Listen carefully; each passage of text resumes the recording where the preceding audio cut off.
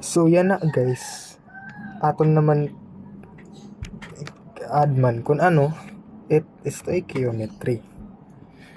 So kung i-look up niyo yung definition, makita niyo yung definition, pero from my perspective kalkula isipon niya,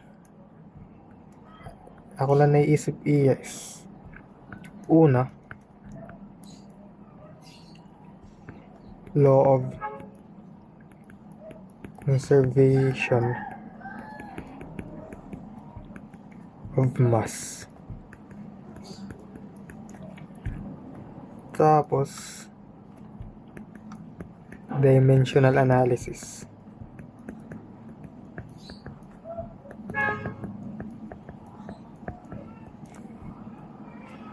Tapos wala. NEU foundational concepts.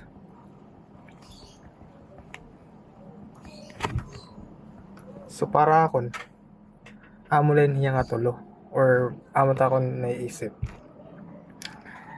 So amo ton. So try ta ding example.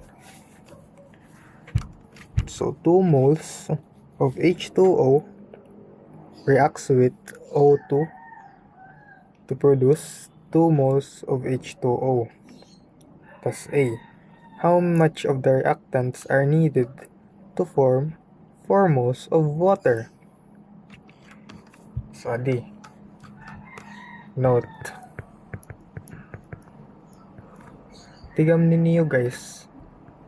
Ini nga equation or any chemical equation, they also represents the ratio. They also represents ratio. Kung anong mapoforma era. Derelep ko anla chemical equation. Tapos itaton mo form nga ratio is tulula. Ang una, ratiohan reactants over reactant. Ang pandua, reactant over product. Kas ang pantulo, product over product.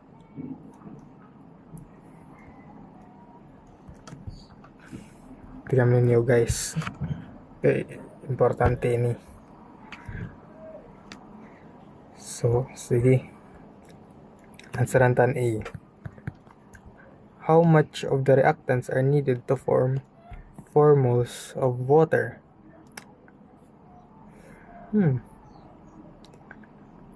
Kailangan ta kuno 4 moles of water. So, amo man naton kuan given 4 moles rata 4 moles water. Kung naton kuan amo tatan given amo taton titikangan. Tapos reactants, so duaan yung pamamiling perang oxygen tapos pera liwat nga hydrogen. So naon tanay oxygen. So makikita niyo pwede ta gamiton adi kay product man ni, di ba? Product. So pwede ta gamiton para makuha ang reactant. Tama. So isuratan makita kita nga di mabase kita ratios. So surat 2 moles of H2O product, di ba? Reactants. Ano naton karigig bilngon? Oxygen. So 1 length. 1 mole of oxygen. So dire ngayon pwede guys. Maghimo kita ratio nga duha nga reactants plus reactants over product. Bawal iton. Kailangan usala. Sugad la. Ayan siya, kailangan tayo tag-usa-usahon.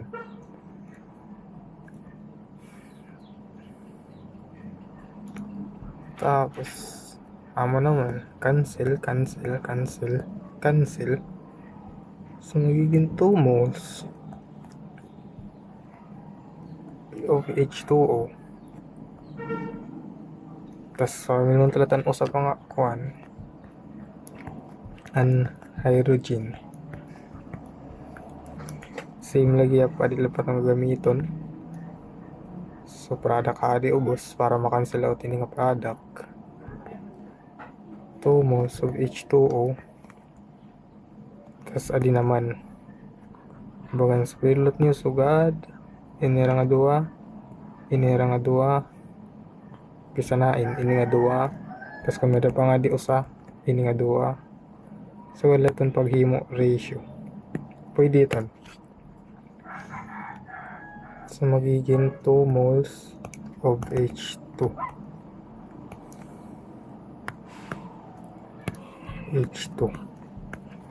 Tapos, cancel.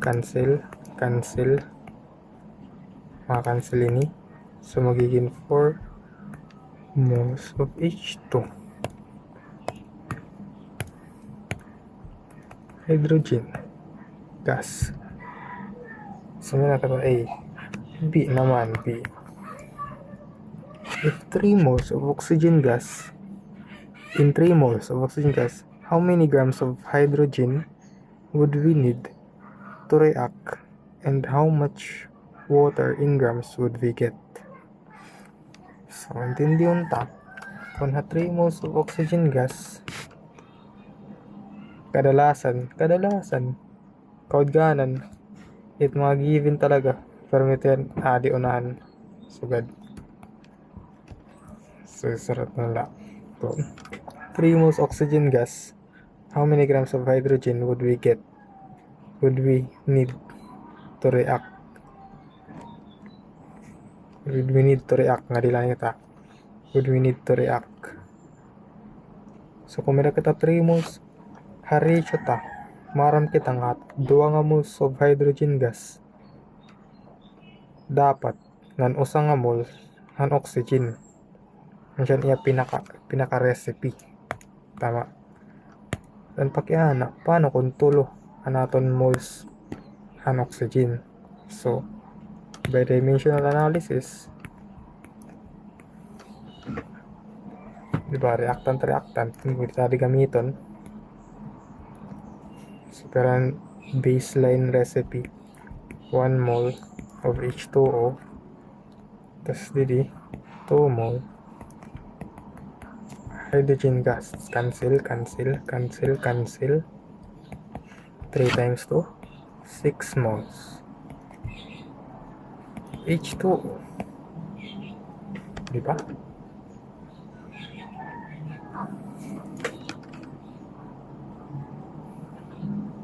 Ano ito? Tapos adi naman, and how much water in grams would we get? So, pwede ta gamiton ini, tingani ini, para makuha an amount han water. Sige, try ta daw anay. Ini daw atong gamiton. 6 mole oxygen, tas kailangan ta product sa adi igbaw. So, natin gamiton ini, babalik taron tala. So, magiging 2 moles of H2O over 2 mole of H2. Cancel. Magiging 6 mole of H2O. Ano mapoproduce? Patay kay grams manan pakiana, di ba? So, dire pa yung final answer. So, pwede tayo dili kita mag-continue. Pero, igdugtong tayo para astig. So, isipon ta. hangad di nga result amo na to kanina, amo na to nga di. Tay kailangan ta pa i-convert into grams. So kailangan ta an iya molar mass. So by law of conservation, molar mass hadi hydrogen 1, tas molar mass hadi 16. Tay kay duwa man, so magiging 2 ini, 2 plus 16, 18 grams of H2O. Wait, baliktad nga yun. Adi nga niya igpo. H2O tapos 1 mole H2O. So mga cancel. Sama na doon final answer. 6 times 18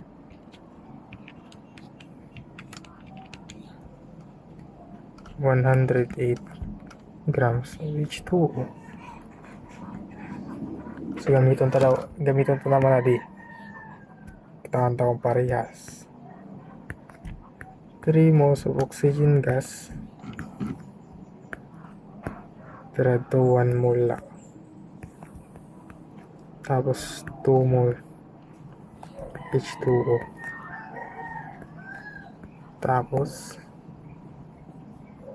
18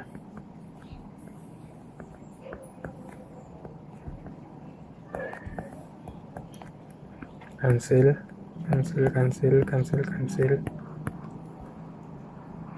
So same na diba? Okay, 3 times 2 6 times 18 108 grams H2O. So bagan nakita tan relationship nera diba? So next naman C. What if we have 500 grams of hydrogen? How many grams of oxygen would we need? And how many grams of water would we produce? So same lang. 50 grams of oxygen or hydrogen.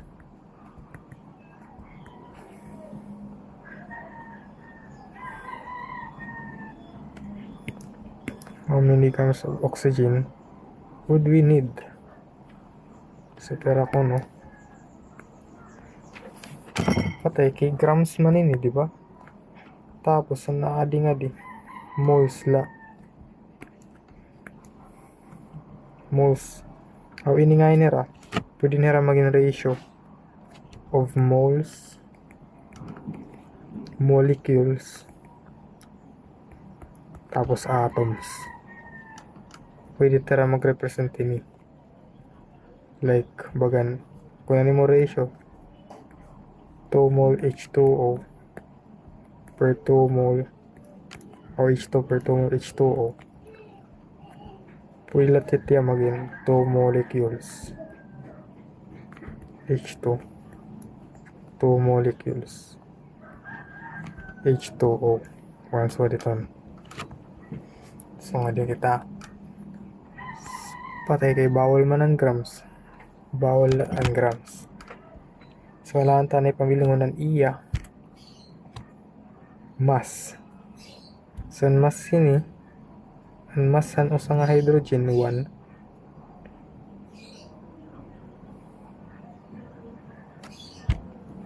pero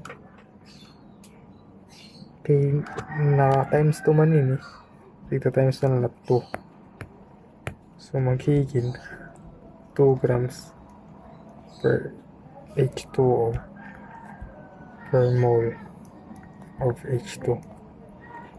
So cancel. Tas moles naman kita, diba? Baga na di na kita di nga starting point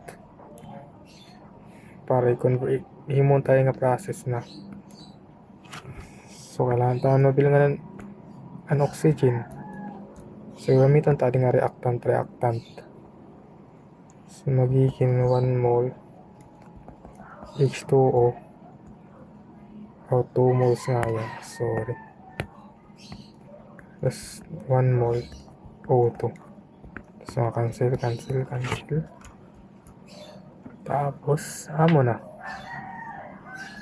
Ano yung final answer? So, magiging 50 grams. Ay, in grams nga yan. Naka-grams nga yan, didi. So, kailangan tayo i-convert sa grams. So, meron na kitan iya-mol ng H2O nga kailangan. Amo ini. So, i-convert na niya balik ka grams. So, peraan sa kada usa nga oxygen 16 patay kay diatomic times 2 32. So 32 grams. Yan nga nigbaw 2 grams times 1 mole O2.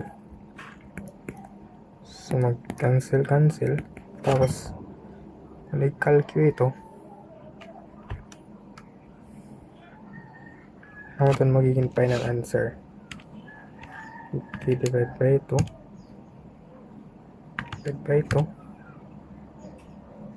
times 32. So ito 400 grams H2O.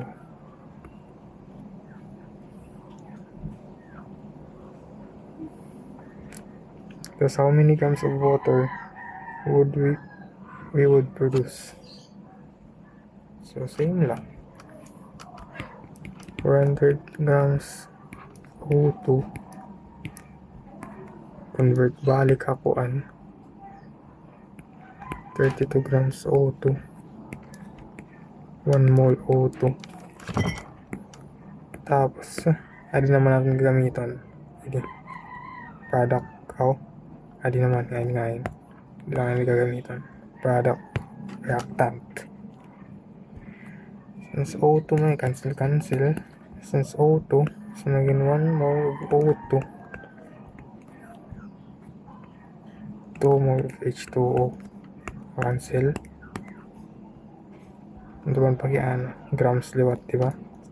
So meron na katan mole kailangan tan grams so 1 mole H2O is equals to 18 grams H2O.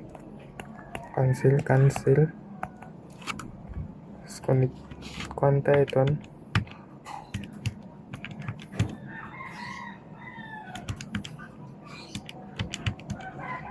nila kita over 50 grams H2O. So kung makikita nyo guys